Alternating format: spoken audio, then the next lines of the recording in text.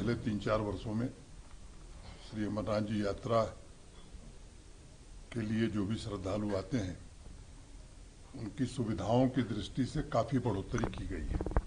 Jammu Kashmir police, सेना, CAPF के लोगों ने सुरक्षा की दृष्टि से भी चाक चौबंद इंतजाम किया है।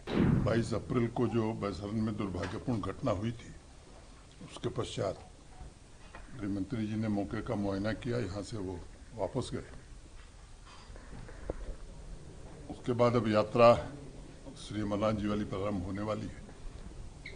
तो आज उसी दृष्टि से मैं पहलगांव आया था। जिस नौजवान ने अपनी शहादत दी थी, आदिल उसकी पत्नी को सरकारी नौकरी जम्मू कश्मीर प्रशासन ने दी है। यहीं फिशरीज डिपार्टमेंट में अनंतनाग में उसको नियुक्ति पत्र आज दे दिया गया है। यात्रा की दृष्टि से जो रजिस्ट्रेशन है वो बड़ी संख्या में हुआ है।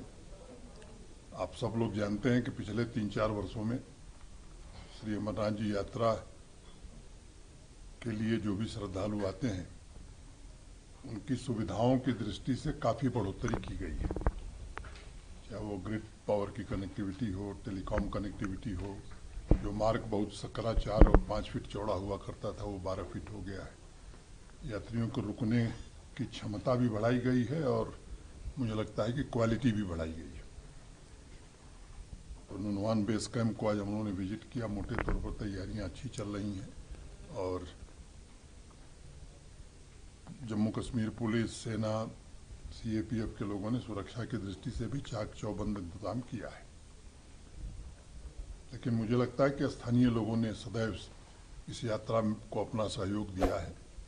तो मैं कश्मीर के लोगों से विशेष रूप से चाहूँगा कि इस यात्रा में आप सब आगे बढ़ करके, आपकी यात्रा है, आपकी अर्थव्यवस्था को मजबूत करेगा और यहीं से मुझे लगता है कि टूरिज़्म का फिर से रिवाइवल शुरू होगा। इस दृष्टि से सबको सहयोग करने की आवश्यकता है। सुरक्षा की दृष्टि से 22 अप्रैल के बाद कुछ स्थान पर्यटन के सिक्योरिटी रीजन से बंद किए गए थे। डिविजनल कमिश्नर जम्मू और आईजी जम्मू तथा डिविजनल कमिश्नर कश्मीर और डिविजनल कमिश्नर आईजी कश्मीर ने मिल करके सभी जिलों से रिपोर्ट लेकर के फेज वाइज फैसला किया है कि कुछ कुछ स्थान हम खोलते जाएंगे। तो आज जिन स्थानों को चिन्हित करके फैसला हुआ है कि इन स्थानों को अब सामान्य पर्यटकों के लिए, टूरिस्ट के लिए खोला जाएगा, उसमें अनंतनाग में बेताब वैली, पहलगांव, पार्क्स इन पहलगाम मार्केट, ये सब खोल दिए जाएंगे। वेरीनाग गार्डन, कोकरनाग गार्डन और अच्छबल गार्डन।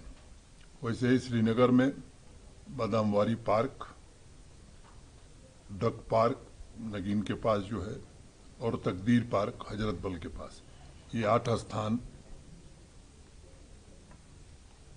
विचार करके फैसला किया गया है और 2 दिन बाद यहाँ पर्यटक जा सकेंगे। वैसे ही जम्मू रीजन में भी कठुआ में सारथल और ढग्गर, रियासी में देवी पिंडी, सियार बाबा और सुला पार्क, डोडा में गुलडंडा और जयवैली तथा उधमपुर में पंचेरी, ये 8 स्थान प्रथम चरण में खोले जा रहे हैं। फिर ये कमेटी जो है आईजी साहब और डिप्काम साहब की जिलों से रिपोर्ट लेकर के, टूरिज्म से बात करके नेक्स्ट फेज में कुछ और स्थान खोले जाएंगे।